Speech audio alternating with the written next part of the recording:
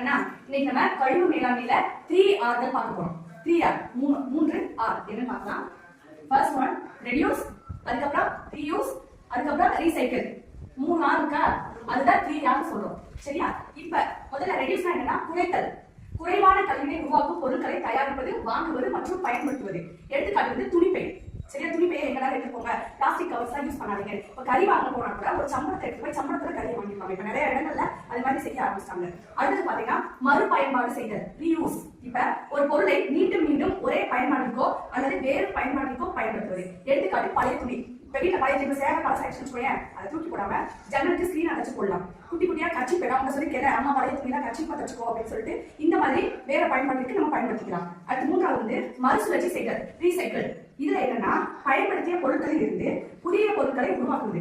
எடுத்துக்காட்டு உடைத்த கண்ணாடி பொருட்கள், கிழிந்த காகிதங்கள். இதை வந்து நம்ம மறுசுழற்சி செய்யலாம். கிழிந்த காகிதங்கள்